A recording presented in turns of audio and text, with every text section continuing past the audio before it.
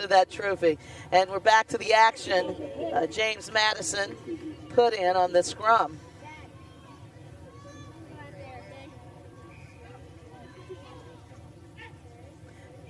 James Madison in the purple jerseys. Ohio State in red. James Madison is capable of scoring a lot of points.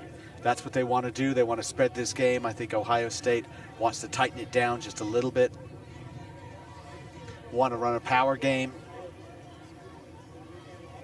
Nice pitch there, taking advantage of the weak side. And that's an excellent strong run there by James Madison, number 1, I think, Callie Rade. And she gets in for the first try. Now, that's a great move that she did because she was tackled just before the try line. And the rule is, if you're not familiar with the rule, once you're tackled, you have to play the ball. You must either release it or pass it, do something with it. You could even stretch over and score the try. But if you're not close enough, one of the great things to do when you're isolated is just release the ball onto the ground and stand up. Once you stand up, you can pick it up again. Absolutely. And we've seen a number of players have that kind of presence of mind to do it. To do it there where there was no other defender around, she ensured she scored a try. Absolutely. That was a great heads up and athletic move. She got quickly to her feet. She had try fever, and hey, it worked out well for her and her squad. JMU putting up the first 5 points in this match. They're going to kick off to Ohio State. And I'm thinking they may contest this kickoff. I think they might. It's a short little line drive kick. It's nice defense there. Got to bring that player down, though. And they realign their defense, and they launch the attack.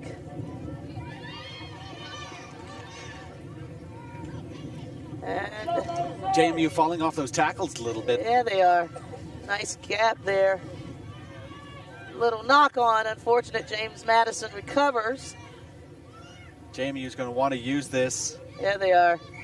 It's little handling errors, though. They need, the best thing in these situations, especially on a quick turnover, is to take your time and reset. If you have an opportunity to spin it, you have a player in a position where they see space, then there's some urgency to get the ball out. But in this situation, you're in the middle of the field.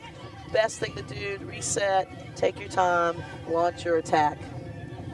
And that's scrum spin around in favor of Ohio State as that ball comes spilling out. It's going to take about 3 people to bring this young lady down. Number 5 almost stealing the ball. And this young lady, when she gets the ball in hand, this is what happens. She's a speedster.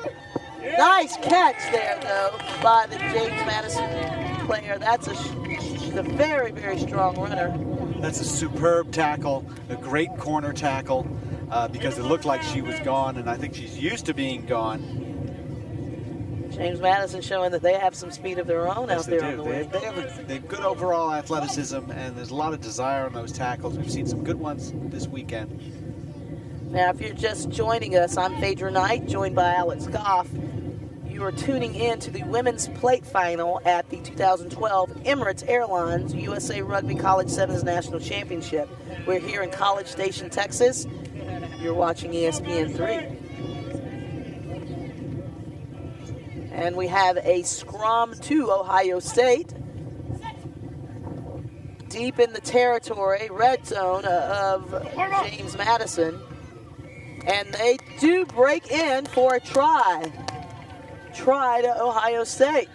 Well, the interesting thing about that started with a line out to James Madison back in their own end. They have to secure that and make something work from there. But one of the arguments for perhaps you going to a kick or even going for the long run, even if you get pushed into touch, is at least you then pin the other team in their end. You lengthen the field for them, you shorten the field for you. So then you're waiting for them. You're going to defend and waiting for them to make a mistake.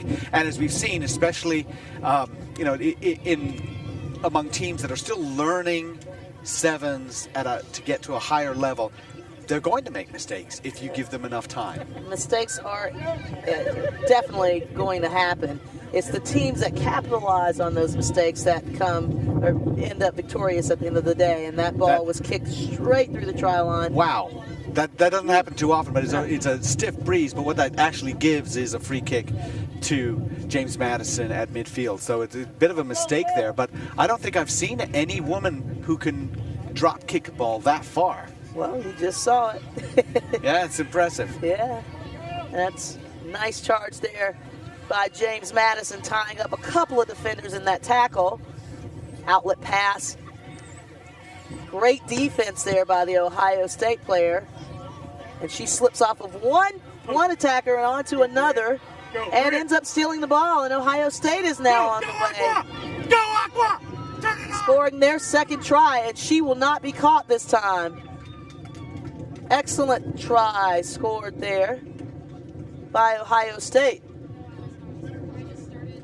And as we look at the replay, this young lady has got the speed to finish almost every time. Does a great job of putting it down. Just a bit of a late hit there. Just following through on the tackle by James Madison. But an excellent try scored. Great tackle. Her speed paid off for her that time, That's Alex. good. You've got to use your speed. And Ohio State taking the lead here in the first half of play.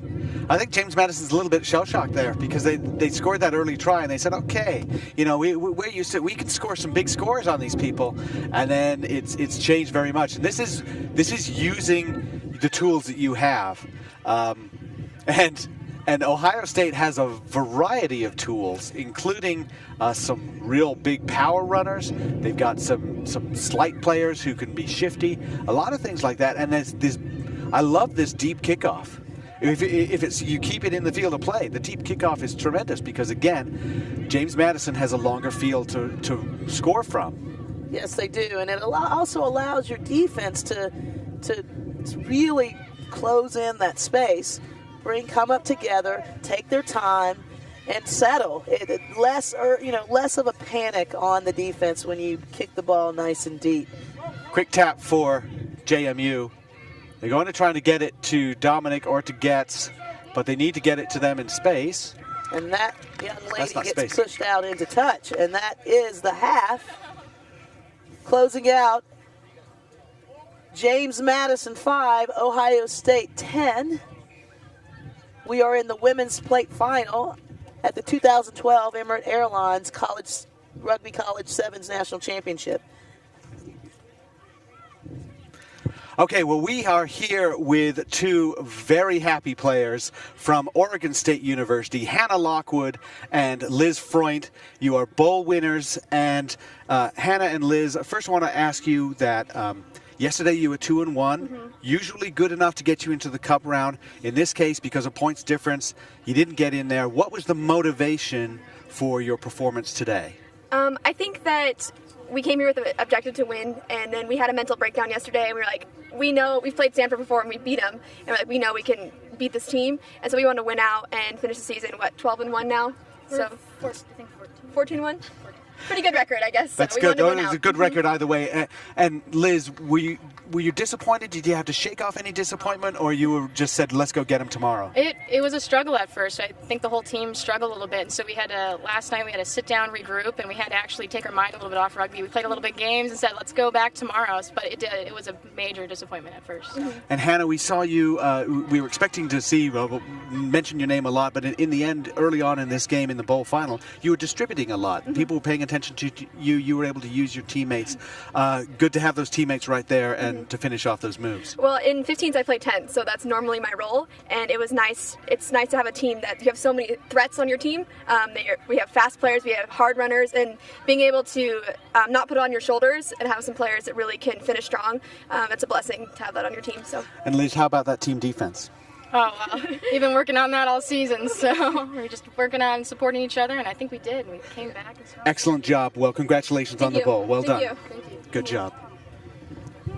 All right, well, we are back getting ready for the second half of this match between Ohio State and James Madison, and this is the plate final. Nice high kick there by Ohio State. James Madison's coming out, I think, a little bit harder in the second half. I'm pretty sure Beth Black had a good talk to her girls. She wants them to stick to their game plan, run hard, run fast, minimize these errors, minimize these handling errors. Knock-ons, just as demonstrated there. Well, I think that they need to use the ball more. I think they need to be more dynamic. I think they need to be more aggressive. And really that mistake there was a function of all of those things. What happens is if you're not aggressive enough, you start passing to the player.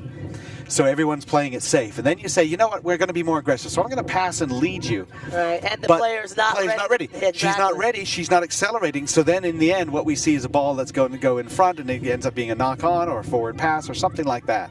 And Ohio State's looking pretty dynamic right there. They've got some go-forward running, good passes into space. Those players are really bursting in on the ball. Sports there immediately. It's an emotional game, and I think Ohio State is just feeling the good emotion. Yes, they are. That's a nice pickup. Those play. The energy level on that Ohio State side just looks greater right now. Dominic in to try and ruin that ruck ball. And that's a penalty against James Madison. It's going to back them up 10 meters. A little bit of a mishandle on that quick tap. And we talk about rushing. There's no need to rush there. There's no, and if you are going to rush, and this is something one of the things that I've spent some time doing is teaching people how to kick. And the thing is, always, always look at the ball. Do not look at where the ball is going, or do not look at where you're going. Even if you're doing that little tap kick, look at the ball, nothing else. And that was a strong scrum there by Ohio State, putting pressure on James Madison. James Madison continues to find themselves experiencing handling problems with this ball. Nice strong run there, though, by number 1, offloading to number 7. That's Stephanie Goetz, and she may go all the way. It's finally we've seen Stephanie Goetz gets the ball in space, and she's gone. And she scored 3 tries in one game earlier yesterday, whereas Laura Dominic, I think, scored 5 tries in that game. And all they needed to do was give her the ball with a little bit of space. Tiny bit of space. She put it out. She put it away.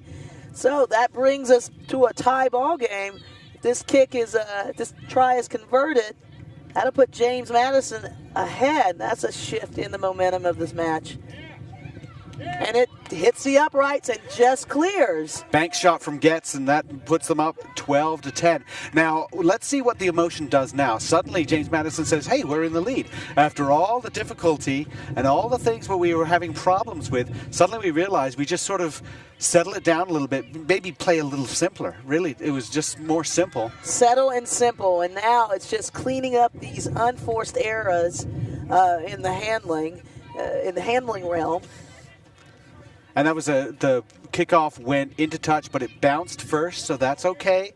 That is a line out where it goes out. If it had gone out without bouncing, then it would have been a free kick to Ohio State midfield. So it's a line out to Ohio State, but still we're playing in Ohio State's end. So you could argue that that's still an advantage to JMU. See if JMU will contest this line out. Nifty. Big run there in the line out. JMU imposing their force. Another nice run there. And they're picking and going, and they're just moving the ball, moving the point of attention for the defense each time. But it's ripped out of the ball carrier's hands by JMU. And they get over the ball. Nice big weak side here available. But ball doesn't come out quickly enough from that ruck. James Madison still maintaining possession. That's Caitlin Sinisi getting tied up, but she did well to retain it, didn't get in too much trouble. And that's number 11 cutting back in. Chelsea Wilkins. A bit of a knock on there. Ohio State recovers, taking full advantage of every opportunity. And the referee will bring it back to the original point of the knock. It will be a scrum down to Ohio State. Currently, this is playing into JMU's hands because there really isn't that much time left. It's just a little bit more than 2 minutes, and they're still, Ohio State is stuck way in their end.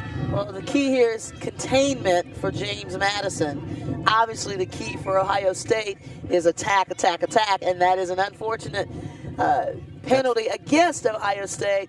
James Illegal Madison. binding on the scrum, which is a sort of a technical penalty, but it's going to be costly possibly. But Ohio State manages to strip the ball away. And these players are losing the ball in contact. You've got to fight for every inch of that ball. The ball is precious. And Ohio State now, a situation where they received a penalty and are on the go. But again, flinging that ball around. We're seeing attempts to try and pass when you're being swung around. That's a bad idea. Attempts to try and pass when somebody has grabbed your arms, also a bad idea.